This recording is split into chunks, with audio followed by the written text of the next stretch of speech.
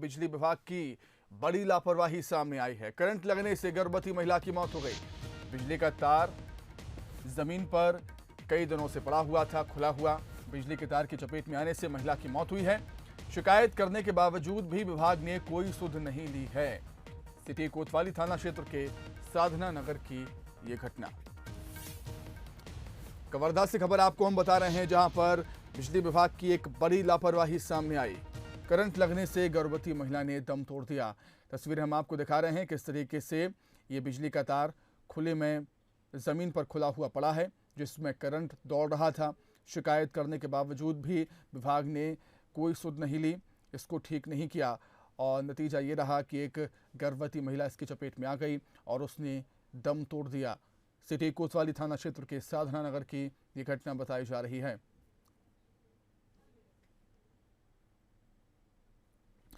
अधिक जानकारी के लिए हम बातचीत करेंगे हमारे संवाददाता संतोष से। संतोष, लचर सिस्टम की एक बानगी है ये, और हमने देखा है किस तरीके से यहाँ पर एक मौत नहीं, हम कहेंगे 2 मौतें हुई हैं क्योंकि महिला गर्भवती थी।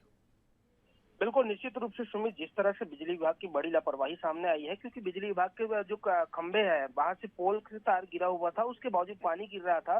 परिजनों ने इसकी सूचना बिजली विभाग को दी। बिजली विभाग की लापरवाही वहां पर तब बढ़ जाती है जब सूचना देने के बाद में भी वहां पर नहीं पहुंचते हैं। वहीं पर जो दुकान में बैठी गर्भवती महिला थी, जो 5 महीने के गर्भवती थी, वो महिला की मौत हो जाती है। उसके बाद भी बिजली विभाग के कर्मचारी न तो सुध लेने पहुंचते हैं, नहीं किसी तरह से वहां पर कोई मदद करने पहुंचते हैं। तो इस हालत में जो महिला है, ईश्वरी चतुर्वेदी, जिसके 2 छोटे छोटे बच्चे भी हैं, उनकी मौत हो जाती है। तो कहीं ना कहीं एक बड़ी लापरवाही है यहाँ पर। बिजली विभाग को सूचना देने के 2 घंटे बाद भी नहीं पहुंचे और पानी गिर रहा था।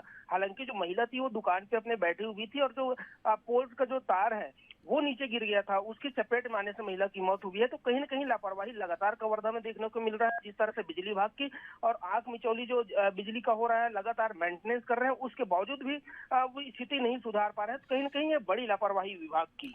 संतोष, हम लगातार देखते हैं, हम हमारे देश प्रदेश में देखा जाता है कि कोई भी जनहानि होती है तभी प्रशासन की, सरकार की नींद खुलती है।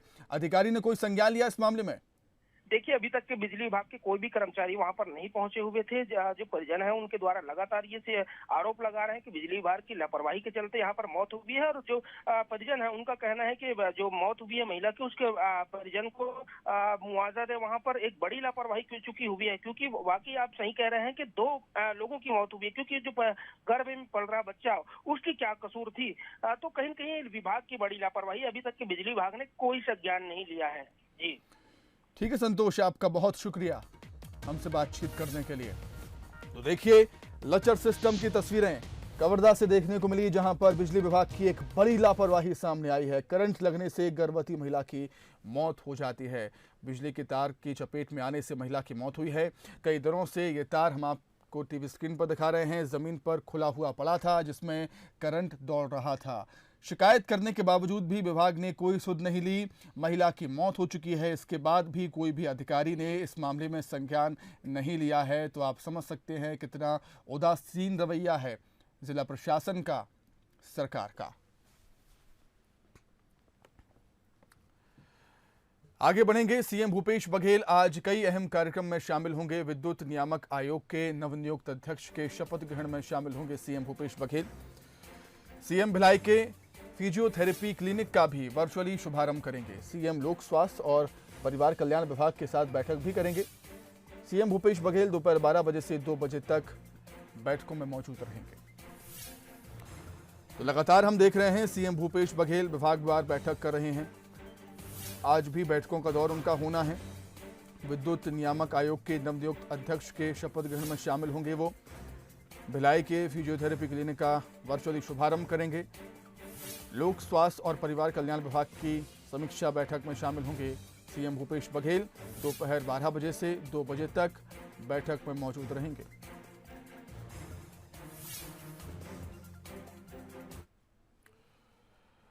वहीं आज स्वास्थ्य विभाग की समीक्षा बैठक भी होनी है। मुख्यमंत्री की अध्यक्षता में बैठक होगी। कोरोना वैक्सीनेशन को लेकर इस बैठक में चर्चा होगी। स्वास्थ्य विभाग वेंटिलेटर और योजनाओं के लिए बजट की मांग करेगा। तो लगातार हम देख रहे हैं कोरोना काल के चलते स्वास्थ्य विभाग की समीक्षा बैठक भी सीएम भूपेश बघेल लगातार कर रहे हैं। आज फिर स्वास्थ्य विभाग की समीक्षा बैठक वो करेंगे। मुख्यमंत्री इस बैठक की अध्यक्षता करेंगे। कोरोना वैक्सीनेशन को लेकर इस बैठक में चर्चा की जाएगी, किस तरीके से वैक्सीनेशन को तेज किया जाए, वैक्सीनेशन की रफ्तार और बढ़ाई जाए और जो केसेस हैं छत्तीसगढ़ में उनको कैसे कम किया जाए, इस पर भी ध्यान होगा। जांच चलती रहनी चाहिए, इस पर भी जोर रहेगा प्रदेश की सरकार का। स्वास्थ्य विभाग वेंटिलेटर और योजनाओं के लिए बजट की मांग भी करेगा। वहीं रसोई गैस की बढ़ती कीमतों से अब लोगों को राहत मिल सकेगी। शहरी क्षेत्रों में जल्द लगाए जाएंगे गोबर gas plant. CM Bhupesh Baghel ने गोबर गैस प्लांट को लेकर निर्देश दिए हैं। प्लांट में उपयोग हो चुके गोबर का इस्तेमाल निकट के उद्यानों पर करने के लिए कहा है। सीएम ने खेतों में गोबर का इस्तेमाल करने के निर्देश दिए। मुख्यमंत्री भूपेश बघेल ने गृह विभाग की बैठक में निर्देश दिए हैं। भूपेश बघेल ने अपने निवास पर बैठक की थी। जिस तरीके से हम देख रहे हैं रसोई गैस की कीमतें आसमान छू रही हैं, उससे अब लोगों को राहत मिल सकेगी, क्योंकि शहरी क्षेत्रों में जल्द ही गोबर गैस के प्लांट लगाएगी सरकार। सीएम भूपेश बघेल ने प्लांट लगाने के निर्देश भी दे दिए हैं और प्लांट में जो उपयोग होगा, गोबर का उपयोग हो चुका होगा, उसका इस्तेमाल पास के ही उद्यानों में करने के निर्देश भी सीएम भूपेश बघेल ने दिए हैं।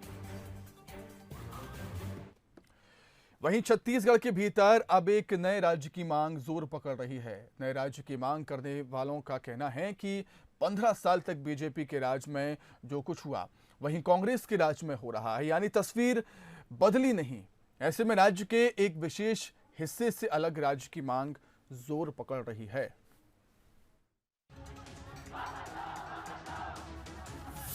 तारीख 17 मई, सुकमा का सिलगेर इलाका। पुलिस कैंप के विरोध में प्रदर्शन, गोलियों की तड़तड़ाहट,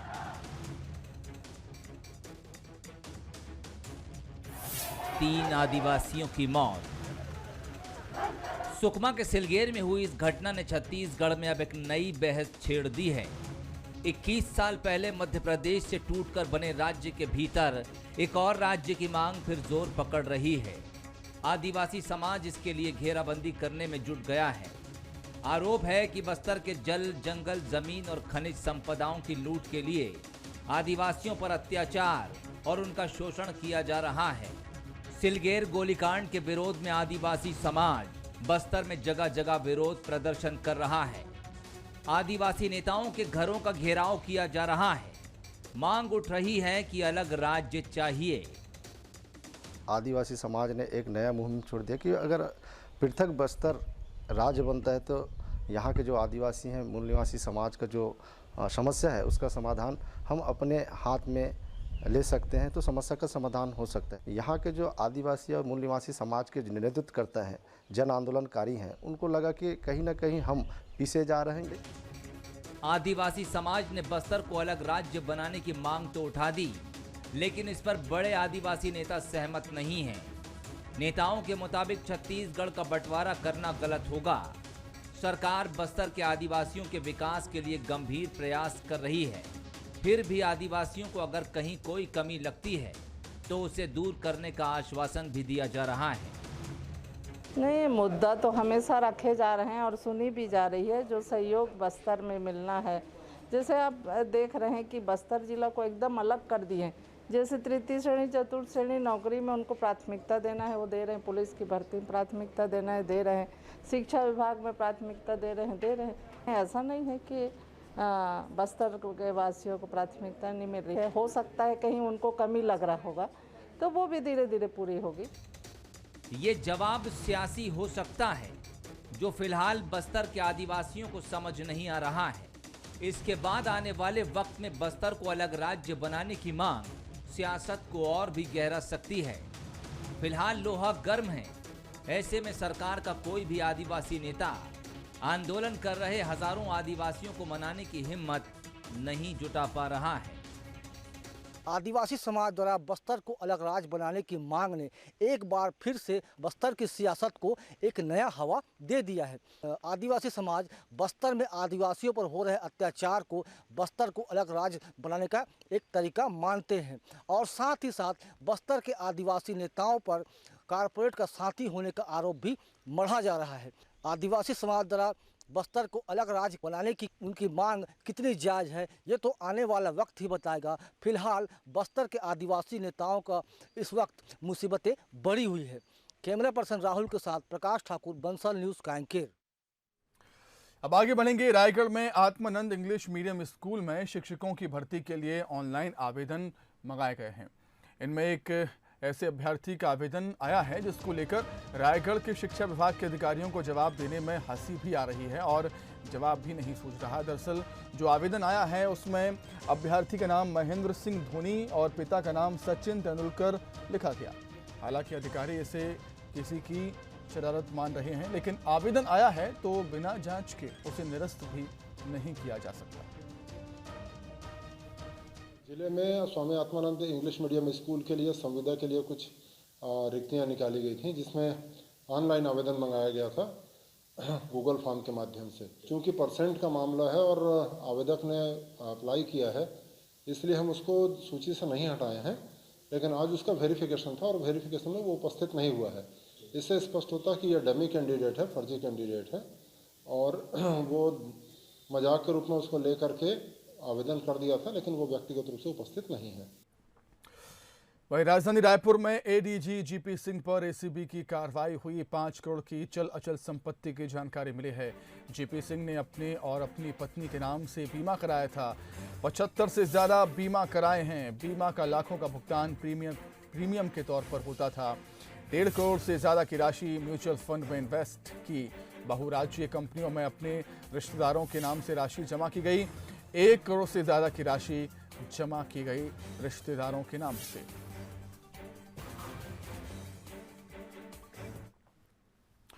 वहीं कांकेर में जिला कृषि विभाग ने कार्रवाई की है। कांकेर, पखांजूर, कोयलीबेड़ा, चारामा में कार्रवाई की है। बिना लाइसेंस के खाद बीज बेच रहे थे दुकानदार। अलग अलग कार्रवाई कर 10 दुकानों को नोटिस दिया गया।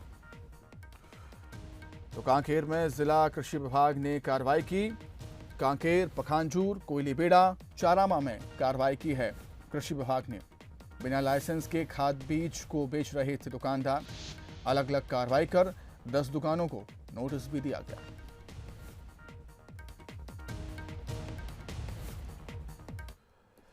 वहीं पेट्रोल डीजल की बढ़ती कीमतों ने बस ऑपरेटर्स का बजट बिगाड़ दिया। लगातार घाटे से परेशान बस ऑपरेटर्स यात्री किराया बढ़ाने की मांग लगातार कर रहे हैं, लेकिन सरकार इसके लिए तैयार नहीं है। लिहाजा बस ऑपरेटर्स ने सरकार को रायपुर की खारू नदी में जल समाधि लेने की चेतावनी दी है।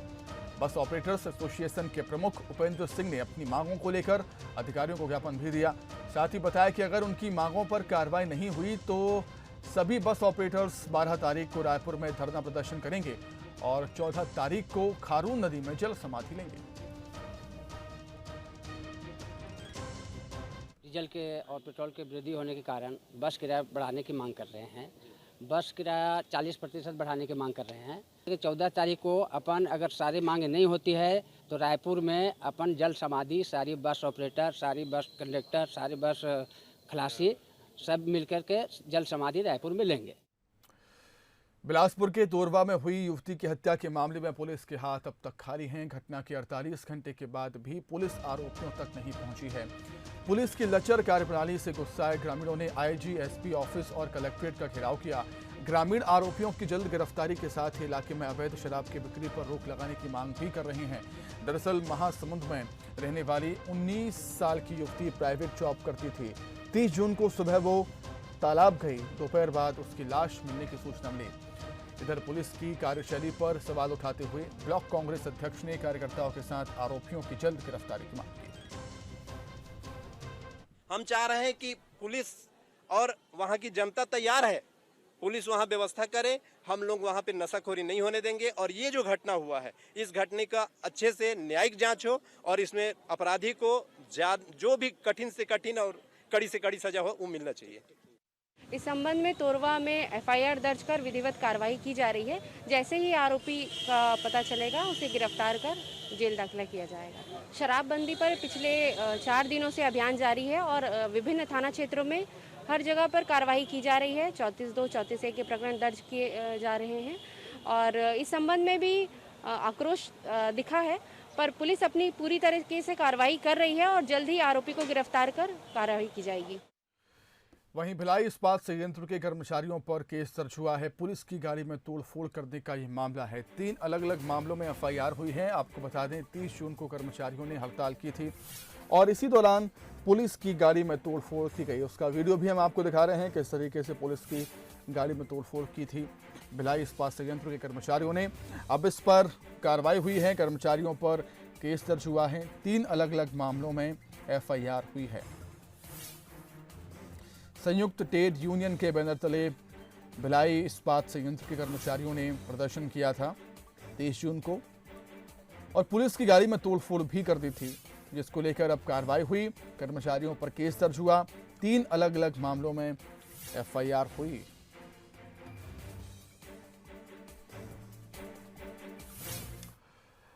अब बात कोरोना की। छत्तीसगढ़ में कोरोना को लेकर राहत भरी खबर है। प्रदेश में आज 305 नए केस सामने आए।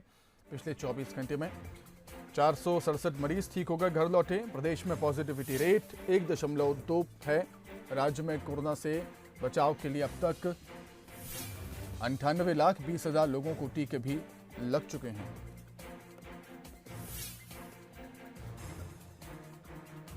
चौबीस घंटे में कोरोना से 5 मरीजों की मौत हुई है। बीजापुर में 39 कोरोना के पॉजिटिव मरीज मिले। जांजगीर चांपा में 34, सुकमा में 29, दुर्ग में 19, रायपुर में 13 कोरोना पॉजिटिव मरीज सामने आए हैं पिछले 24 घंटे में।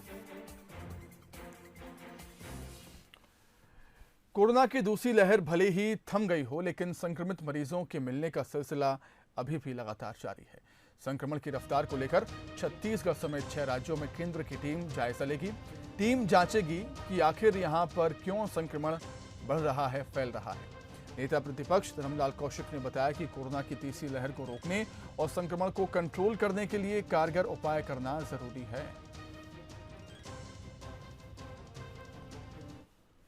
तीसरी लहर को रोकने के लिए जो सावधानी चाहिए और उसको नियंत्रित करने के लिए कारगर उपाय चाहिए।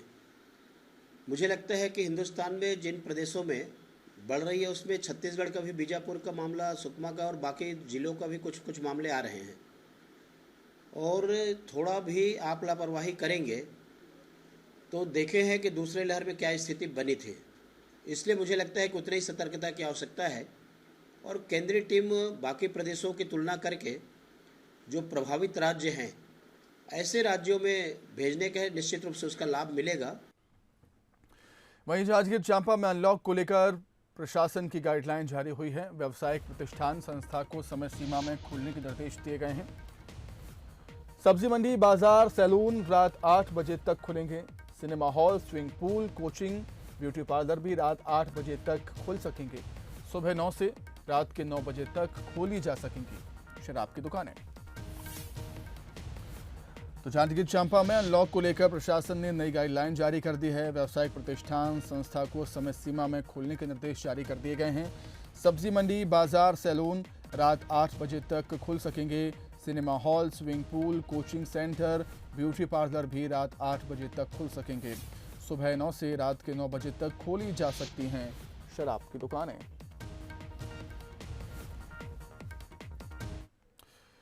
वहीं बिलासपुर जिले में एक बार फिर वैक्सीन की किल्लत शुरू हो गई। जून से वैक्सीनेशन की नई व्यवस्था लागू होने के बाद लग रहा था कि अब वैक्सीनेशन में कोई समस्या नहीं आएगी, लेकिन हफ्ते भर बाद ही स्वास्थ्य विभाग वैक्सीन की कमी से जूझ रहा है। विभाग के पास करीब 500 वैक्सीन ही बची हैं। ऐसे में कल यानी 3 जुलाई को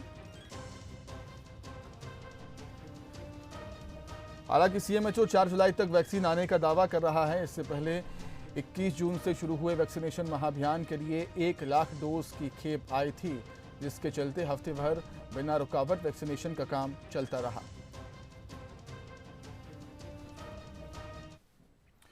पिछले दिनों लोगों के उत्साह के आगे वैक्सीन कम पड़ने लगी थी। वैक्सीन की कमी से जुड़ी खबरें लगातार सामने आ रही थी। वहीं राज्य सरकार लगातार केंद्र पर वैक्सीन न देने के आरोप लगा रही थी, लेकिन आरोप प्रत्यारोपों के इसी सिलसिले के बीच रायपुर वासियों के लिए एक राहत भरी खबर है। वैक्सीन की बड़ी खेप रायपुर पहुंचाई गई।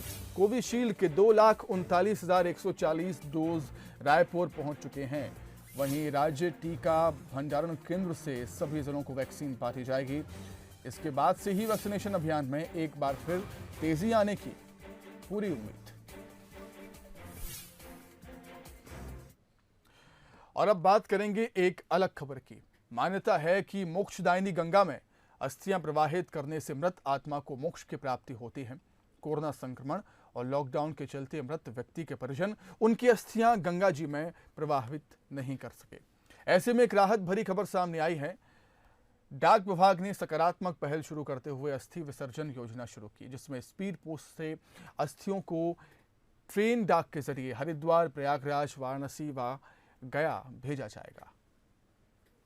कोरोना महामारी ने दुनिया के सभी नियम, कायदे, कानून, परंपराएं और मान्यताएं बदल दी। इस भीषण त्रासदी में लोगों ने ना तो अपनों का अंतिम संस्कार कर पाया और न ही उनका अस्थि विसर्जन।